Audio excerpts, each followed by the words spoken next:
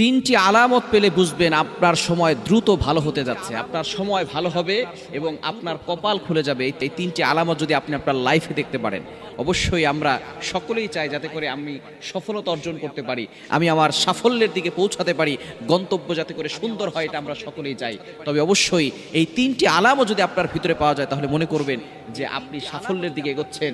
এক নাম্বার হচ্ছে, যদি রাতের বেলা শেষ রাতে আপনার চোখ খুলে যায়, আপনার ঘুম ভেঙে যায়, এই সময়টা হচ্ছে সবচেয়ে গুরুত্বপূর্ণ সময়।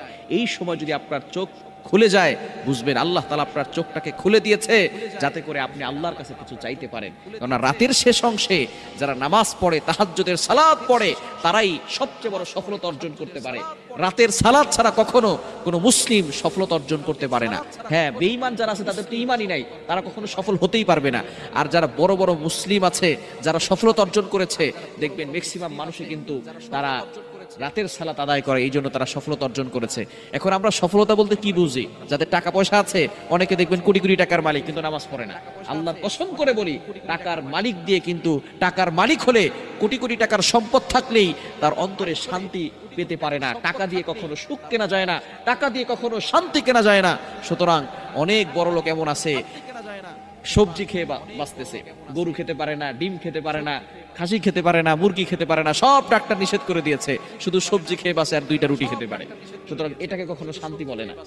নামাজ না পড়লে সে কখনো শান্তিতে থাকতে পারে না। সুতরাং যারা দেখবেন সফলতা পেয়েছে, রাতের সালাত পড়েই পেয়েছে। সুতরাং আপনি যদি দেখেন রাতের শেষ অংশে আপনার চোখ খুলে যাচ্ছে, আপনার ঘুম ভেঙে যাচ্ছে, মনে করবেন যে আল্লাহ আপনাকে সাফল্যের দিকে পৌঁছাবেন। সুতরাং অনেক মানুষ এমন রয়েছে যারা ফজরের নামাজই পড়ে না, রাতের নামাজ তো দূরের কথা, ফজরের নামাজ পড়ে না, এমন মানুষ সমাজে আছে না নাই? ফজরের নামাজ অবশ্যই পড়বেন, কারণ এই ফজরের সময়টা নবীজি সাল্লাল্লাহু আলাইহি সাল্লাম বরকতের জন্য দোয়া করে দিয়েছিলেন। ফজরের সময়টা হচ্ছে বরকতময় সময়। নবীজি সাল্লাল্লাহু আলাইহি সাল্লাম ফজরের সময় বরকতের দোয়া করেছেন, আল্লাহুম্মা বারিক লি উম্মতি ফি বুকুরিহা, আয় আল্লাহ আমার উম্মতের সকালটা তুমি বরকতময় করে দাও। সুতরাং এখানে এই সময় ঘুমিয়ে থাকলে হবে না, আপনি বরকতের জন্য আল্লাহর কাছে দোয়া করবেন। সুতরাং এক নাম্বার হচ্ছে রাতের শেষ অংশ যদি আপনার চোখ খুলে যায়।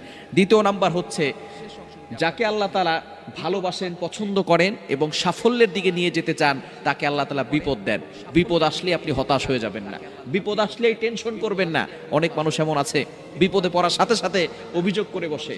বিপদ আসা মানে হচ্ছে আল্লাহ তাআলা কোটি কোটি মানুষের ভিতরে আপনার দিকে ফোকাস করেছেন, আপনার দিকে তাকিয়েছেন। আল্লাহ তাআলা বিপদ দিয়ে আপনাকে পরীক্ষা করছেন যে বান্দা বিপদে পড়লে আমি আল্লাহকে ভুলে যাই কিনা, বিপদে পড়লে আমি আল্লাহকে স্মরণ করে কিনা, বিপদে পড়লে আমি আল্লাহর প্রতি বিশ্বাস, আমি আল্লাহর প্রতি ভালোবাসা, আমি আল্লাহর প্রতি ভরসা, এগুলো রাখে কিনা, এটাই আল্লাহ তাআলা দেখতে চান। সুতরাং আল্লাহ তাআলা বিভিন্নভাবে বান্দাকে পরীক্ষা করবেন। পরীক্ষা আসলে, বিপদ আসলে হতাশ হবেন না।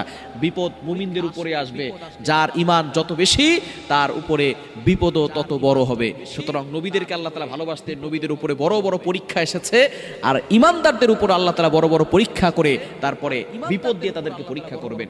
দ্বিতীয় নাম্বার হচ্ছে, যদি আপনার উপরে বারবার বিপদ আসে, মনে করবেন আল্লাহ তাআলা আপনাকে সাফল্যের দিকে এগিয়ে দিচ্ছেন। এবং 3 নাম্বার হচ্ছে, মানুষ যদি আপনাকে ভালোবাসে, আপনার আত্মীয় স্বজন, আপনার পরিবারের লোকেরা যদি আপনাকে ভালোবাসে, তাহলে বুঝবেন যে আল্লাহ তাআলা আপনাকে সাফল্যের দিকে নিতে যাচ্ছেন। কেননা যখন আল্লাহ তাআলা কাউকে ভালোবাসেন, তখন আস্তে আস্তে আসমানের ফেরেশতা, জমিনের ফেরেশতা, জমিনের সকল মানুষের কাছে ঘোষণা করে দেওয়া হয়, আমি ওই বান্দাকে ভালোবাসি, তোমরাও তাকে ভালোবাসা শুরু করে দাও। সুতরাং এই 3টি আলামত যদি আপনার ভিতরে দেখেন, তাহলে মনে করবেন আল্লাহ আপনাকে সাফল্যের দিকে এগিয়ে নিচ্ছেন।